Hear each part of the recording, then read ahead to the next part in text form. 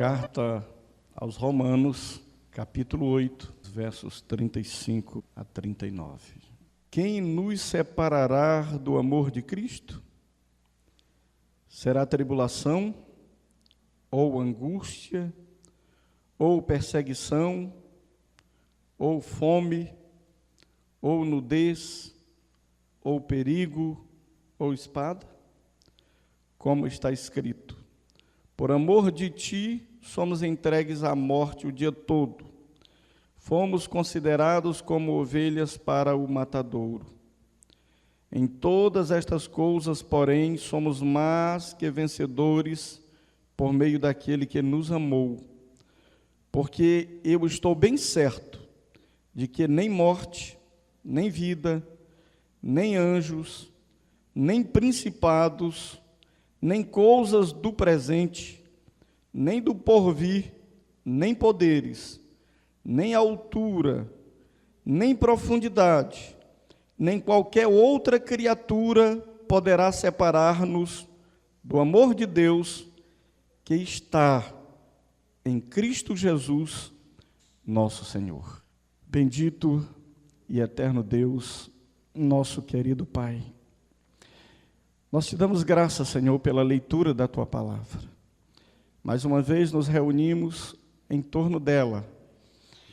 E aqui, Pai, neste lugar, que tantas vezes temos sido alimentados, que tantas vezes temos sido consolados, exortados e edificados pela Tua Palavra, nós te rogamos que mais uma vez mais, Senhor, Tu venhas sobre nós com graça, que Tu possas nos capacitar para pregar a Tua Palavra, para receber a Tua Palavra, para viver a Tua Palavra, para entender a Tua Palavra e para transformá-la em atos.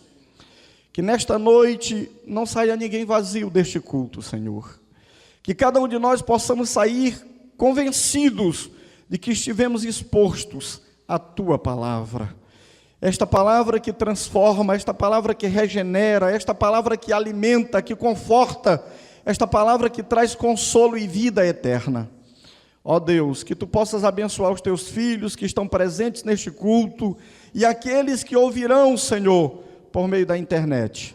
Que todos eles sejam alcançados pela Tua graça. É o que nós te pedimos e te agradecemos no nome de Jesus. Amém. O apóstolo Paulo, o autor da carta aos Romanos, os irmãos sabem, têm lido suas Bíblias, ele foi para Roma, mas antes que ele fosse a Roma, ele manda uma carta para a igreja de Roma. Os irmãos sabem que a grande perseguição que sobreveio à igreja veio a partir de Roma. Foi a partir dali que a igreja começou a ser perseguida, porque lá estava a sede do Império Mundial. E não havia, nos dias de Paulo, uma coisa que nós temos hoje aqui, nos nossos dias. Um evangelho que só prometia facilidade. Um evangelho que só promete prosperidade financeira, curas de enfermidades físicas, famílias estáveis, negócios prósperos. Não. Naqueles dias, esta expressão, tome a sua cruz e siga-me, não precisava de intérprete. Não, eu sou teólogo, eu vou explicar para os irmãos o que significa tomar a cruz. Tomar a cruz é você ter uma esposa problemática e você suportar ela. Nunca foi. Esposa problemática nunca foi cruz de homem nenhum. A sua cruz é seu filho que é rebelde. Isso nunca foi cruz para crente nenhum. Ou é seu marido que não é crente, não. A cruz que você tem que tomar e carregar ela dia a dia é a cruz de Cristo. Cristo é escândalo para o mundo. Então, irmãos, você tinha, quando aceitava Jesus, a possibilidade de perder sua esposa, de perder sua casa, de perder seu emprego, de perder sua liberdade. Você tinha a possibilidade de ser queimado numa fogueira, decapitado. Tudo isto era muito possível de acontecer. E a Bíblia diz para nós que o Evangelho estava prosperando apesar de tudo isso. As pessoas não tinham medo de ser crente apesar de tudo isso. Agora, por que será que mulheres da alta sociedade romanas, esposa de senadores, esposa de pretores, do dia para a noite dizia assim: olha, eu sou cristã. Então você vai para o Coliseu. Não tem problema, eu vou para o Coliseu. No livro dos mártires você vai encontrar centenas de histórias de mulheres que abriram mão de posição social, de status social, e foram para a arena onde os cristãos estavam sendo lançados para serem devorados por feras famintas e por gladiadores. E não negavam a sua fé. O que motivava esse povo a fazer isto? É porque quando eles olhavam para um crente, quando eles conheciam um crente, quando eles conviviam com um crente, eles percebiam que muitas vezes eles não tinham casa para morar, eles não tinham emprego, eles não tinham dinheiro, mas eles eram mais felizes, eram mais realizados e mais completos do que aqueles que tinham tudo isto. A pergunta era: por que você é tão feliz? Por que você é tão alegre? Por que você é diferente? E ele dizia: Cristo vive em mim. Aleluias. Ser crente não significa nunca errar. Ser crente não significa nunca cair. Não significa nunca pecar. Mas quando você lê as 7 cartas em Apocalipse capítulo 2 e 3, as 7 igrejas, há por 7 vezes uma promessa repetida: ao que vencer, ao vencedor. Ao vencedor eu darei a comer da árvore da vida. Ao vencedor eu darei a sentar-se comigo no meu trono. Ao vencedor eu darei a tomar do maná. Ao vencedor eu darei uma coroa. Ao vencedor darei uma pedrinha branca. Ao vencedor farei coluna no santuário do meu Deus. Vencedor é aquele que luta, mesmo sofrendo, mas vence no final. Deus nos chamou para sermos vencedores. E saiba de uma coisa, irmãos. O quarto homem, o quarto amigo, Daniel tinha 3 amigos, mas quando você lê a Bíblia com atenção, você descobre que ele tinha um quarto amigo. E o quarto amigo não deixou os 3 amigos de Daniel sozinhos na fornalha. Quando eles entraram lá, Nabucodonosor olhou e havia um quarto homem andando com eles no meio do fogo. Mas não havia nenhuma garantia de que eles não fossem queimados naquela fogueira. Não havia naquela fornalha. E eles disseram: se o Deus a quem nós servimos quiser nos livrar, Ele pode, e nos livrará. Mas se não, fica sabendo que não adoraremos a tua estátua. Que posição, irmãos?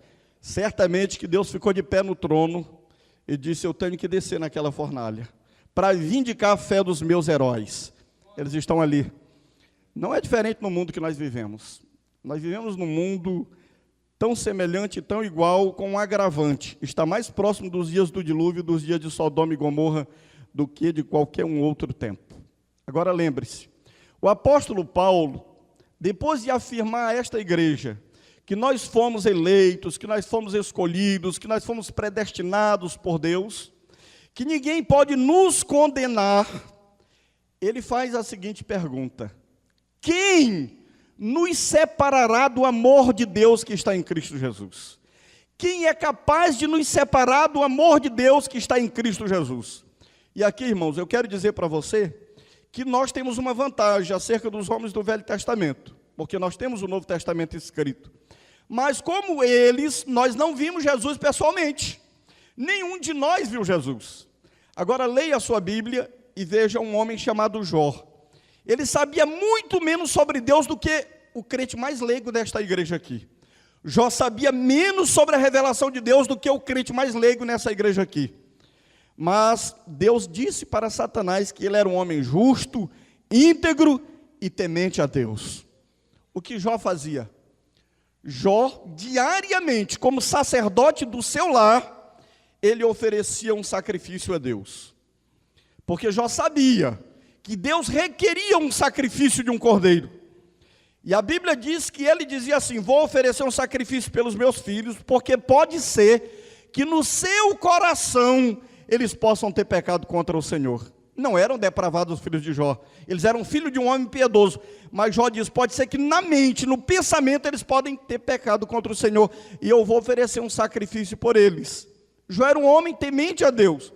E quando você lê o livro de Jó, durante 20 capítulos, Jó manifestando o que ele sabia sobre Deus, e é tremendo o que ele e os seus amigos sabiam sobre Deus. Mas quando nós chegamos no final do livro de Jó, ele diz acerca de Deus: eu te conhecia só de ouvir, mas agora os meus olhos te veem. Ou seja, agora eu vejo as tuas obras, agora eu conheço o teu caráter, Senhor.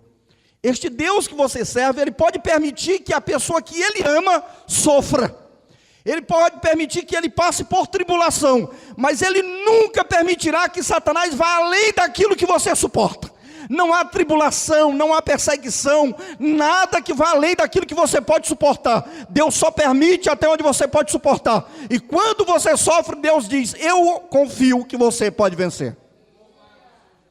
Então você pode dizer assim: Senhor, o que vai me separar do teu amor é a fome. Se a fome durar 3 dias, eu não suporto 3 dias. Aí eu sou obrigado a roubar.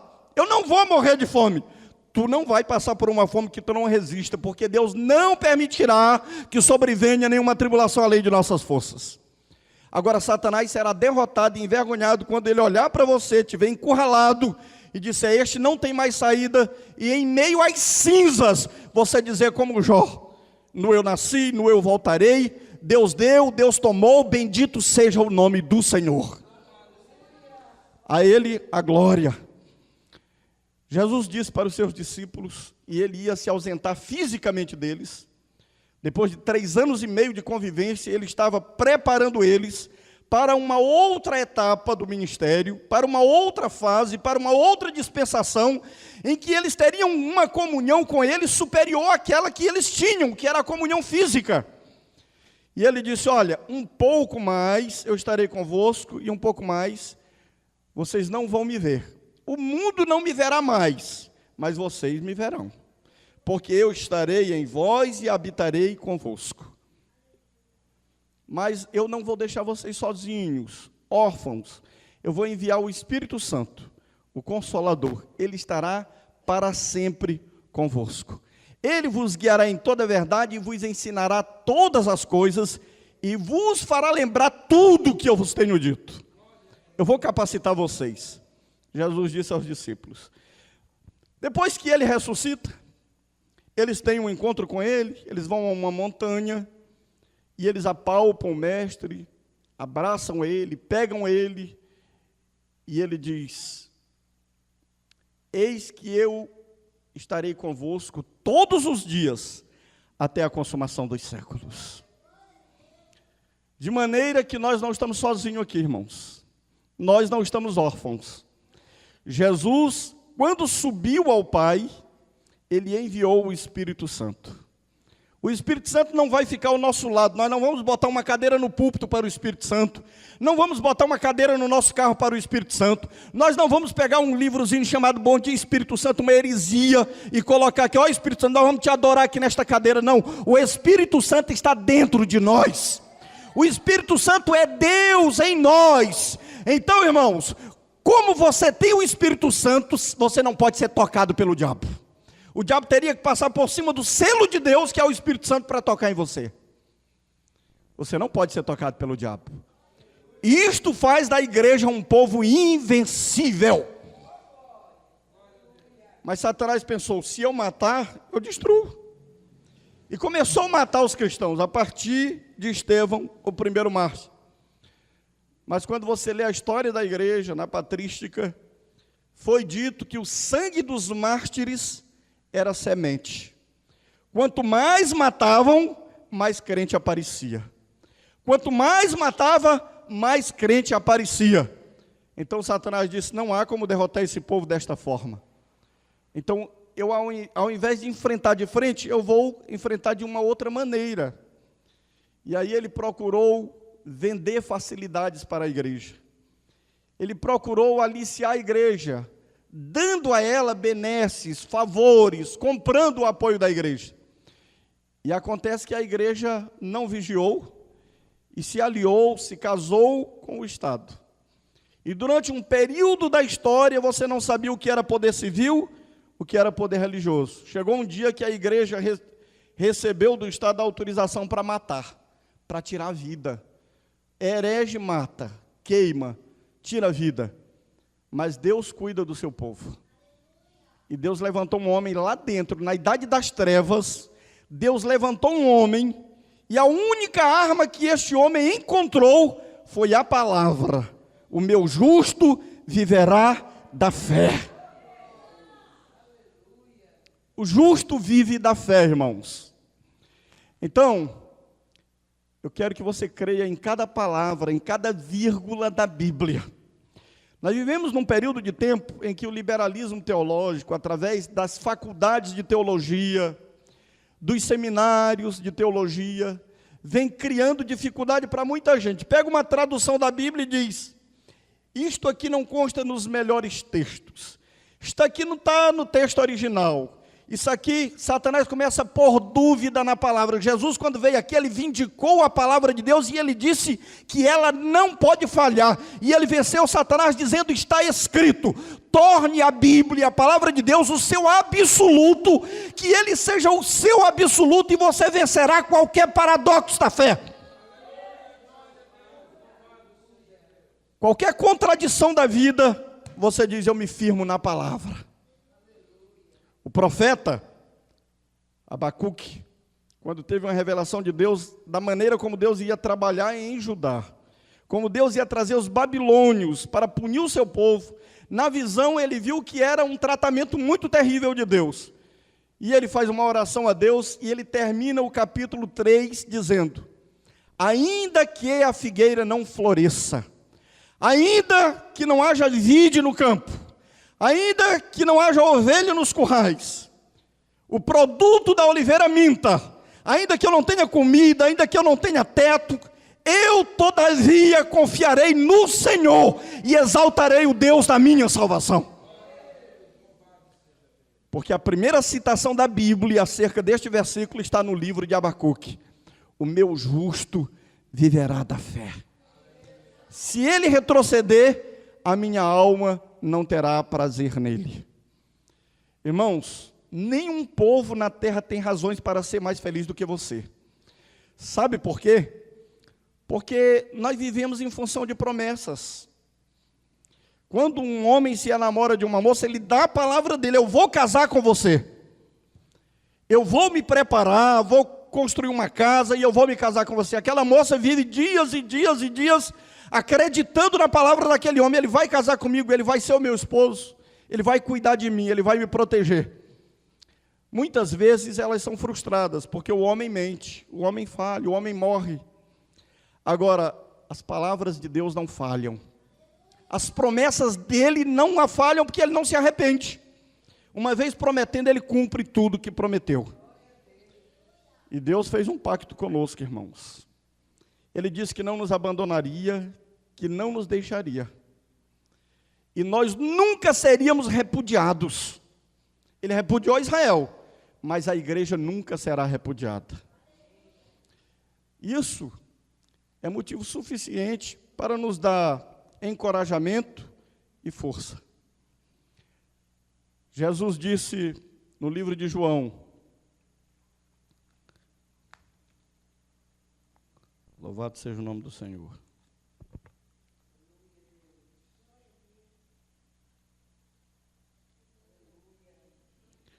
Glorificado seja o nome do Senhor para sempre.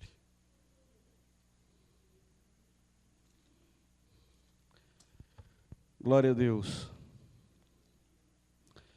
Ele diz em João capítulo 10, versículo 28: eu lhes dou a vida eterna, jamais perecerão eternamente, e ninguém arrebatará da minha mão.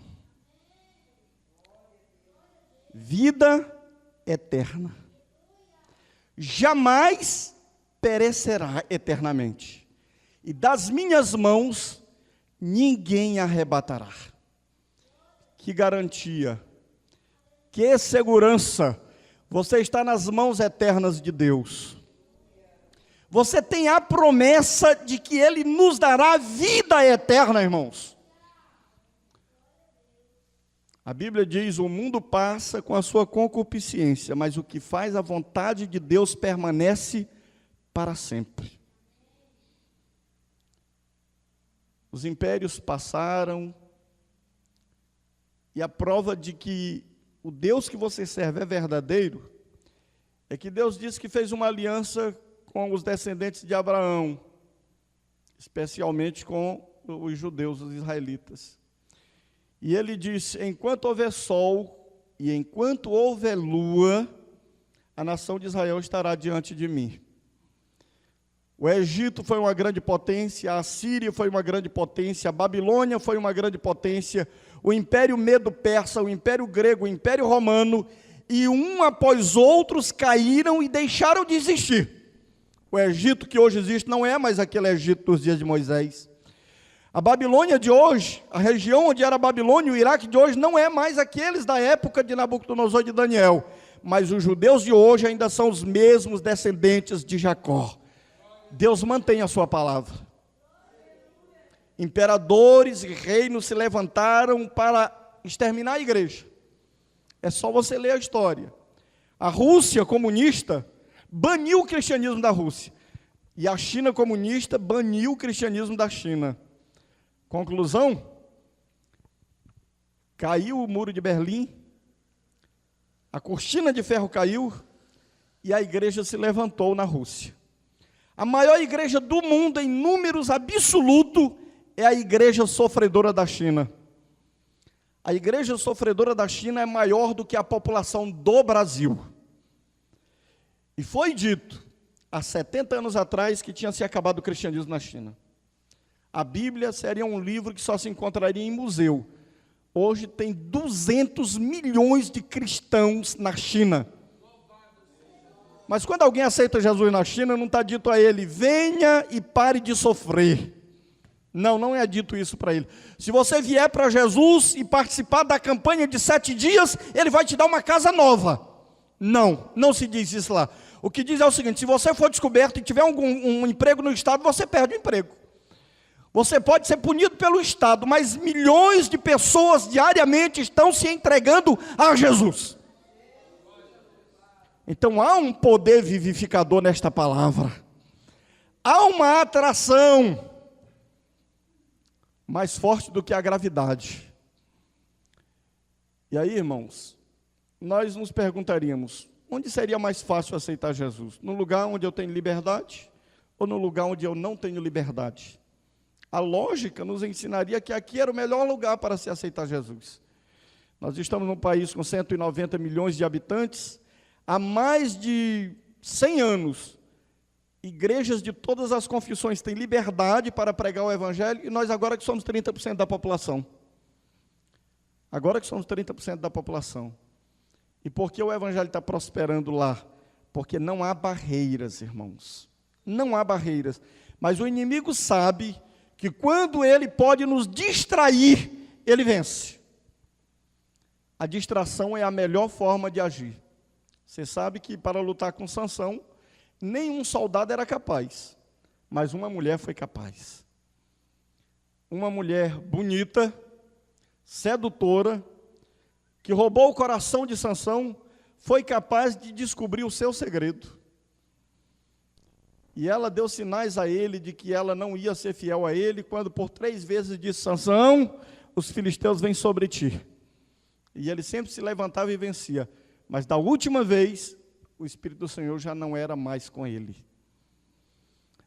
E eu oro para que Deus não permita acontecer isso com a igreja bereana, que não permita acontecer isso com você, que não permita acontecer isso comigo. Porque, igreja bereana, os filisteus vêm sobre ti. É hora de nos posicionarmos e tomarmos toda a armadura, sobretudo o escudo da fé. O capacete da salvação. Calçar os nossos pés com as sandálias do Evangelho da paz. E tomarmos a espada do Espírito, que é a arma de ataque. O escudo, o capacete, o cinto da verdade, a couraça da justiça são armas de defesa. Mas a espada do Espírito é arma de ataque. E a igreja precisa partir para o ataque. Glória a Deus. Jesus diz em João 17, 23, eu neles, oração sacerdotal, eu neles e tu em mim, a fim de que sejam aperfeiçoados na unidade, para que o mundo conheça que tu me enviaste e os amaste, como também amaste a mim.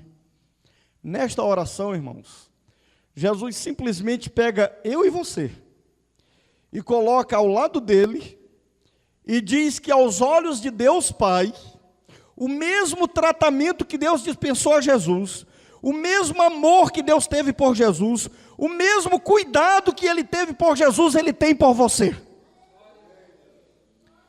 A oração de Jesus é que Ele, Jesus, estivesse em nós, o Pai estivesse nele, para que nós e Ele fôssemos um só. Você sabe que de Israel foi dito que eles eram a menina dos olhos de Deus. Deus permitiu que a menina dos seus olhos cegasse por causa do amor que Ele tinha por você. Então veja o quão importante você é para Deus. Israel é a menina dos seus olhos, e eles ficaram cegos temporariamente, não viram a Jesus que era a luz do mundo, para que eu e você pudéssemos recebê-lo. Por isso é que o apóstolo João escreve, na sua primeira carta, no versículo 3, a partir do verso 1, filhinhos, vede quão grande amor nos tem concedido o Pai, a ponto de sermos chamados seus filhos. E diz ele, na verdade somos seus filhos, mas ainda não se manifestou o que havemos de ser. Sabemos que quando ele se manifestar, nós nos manifestaremos com ele em glória. Então, como ele é, nós o seremos. E na verdade, irmãos, nós estamos sendo guardados no amor, porque Jesus foi a única pessoa neste mundo que amou. Jesus amou porque o amor verdadeiro é o amor que sabe. Quando se ama sabendo e ainda assim se ama, este amor é incondicional. Jesus sabia que Pedro ia traí-lo, que Pedro ia negá-lo, que Judas ia traí-lo, que os discípulos fugiriam, cada um deles. Jesus sabia quantas vezes eu pecaria, quantas vezes você pecaria, quantas vezes nós o envergonharíamos, e ainda assim ele foi ao Calvário por cada um de nós. Então ele amou sabendo, mas ele sabia que eu não ficaria caído, ele sabia que eu não me alegraria no pecado, ele sabia que eu buscaria por ele, que eu o amaria também, com a resposta do seu amor. E ele disse, vale a pena me entregar por eles. Porque, irmãos, a ele foi mostrado o livro, e ele viu o nosso nome escrito, ele viu o nome de cada um de nós escrito ali. Sabe por que o culto é um lugar de alegria e de adoração? É porque o homem judeu que não tinha o que você tem, ele passava um ano inteiro, mesmo fazendo sacrifício, com a incerteza de que os seus sacrifícios tinham sido aceitos. Mas no dia 10 do mês 7º, ele ia para o templo, levava sua mulher, seus filhos, sua família, ficava diante do templo. E o sumo sacerdote tomava um cordeiro, derramava o sangue daquele cordeiro numa bacia e oferecia primeiro por si mesmo. Depois tomava um outro cordeiro ou um bode, sacrificava aquele bode, pegava o sangue daquele bode, e aí ele vestia um calção de linho, ele vestia uma indumentária por cima do calção de linho, com 12 pedras, cada uma delas com o nome de uma das tribos de Israel, 12 pedras preciosas, botava o éfode, botava uma tiara de ouro com uma placa de ouro escrito Santidade ao Senhor, com um cinturão, com campainhas e romãs, e ele, com aquele sangue na mão, com muito cuidado, ele atravessava uma cortina que separava o lugar santo do lugar santíssimo, e depois de ter feito um autoexame da sua vida, ele tinha que dormir no templo, não podia ir para a sua casa, tinha que dormir no templo, santificar-se perante o Senhor, e ele entrava na presença de Deus depois de fazer muito incenso, muita fumaça, até chegar ao propiciatório, quando ele derramava o sangue daquele cordeiro no propiciatório. A glória de Deus se manifestava naquele lugar, o sacrifício era aceito, toda a congregação de Israel estava angustiada, porque aquele era um jejum obrigatório. Ninguém podia comer naquele dia. Está todo mundo aqui. Será que o sacrifício vai ser aceito?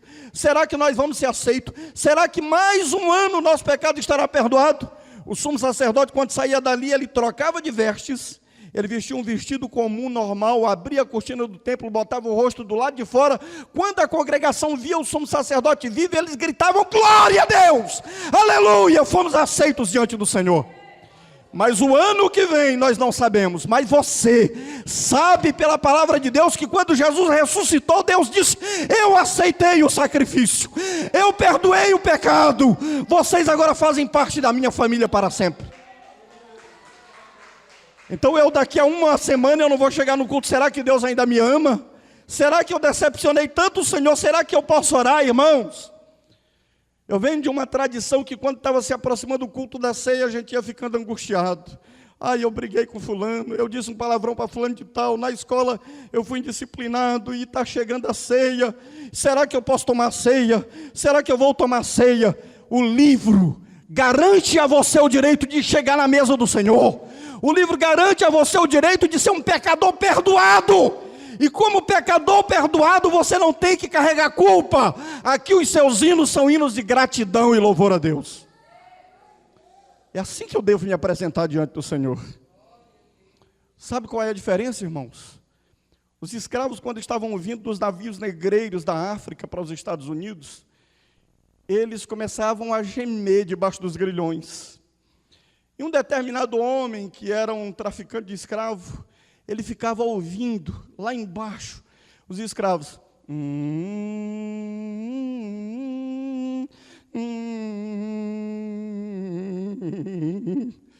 E ele ficava: o que será que esses escravos estão fazendo? Viagem após viagem, viagem após viagem. Mas um dia, quando a liberdade chegou, aquele virou maravilhosa graça do Senhor, que perdoou um perdido pecador como eu.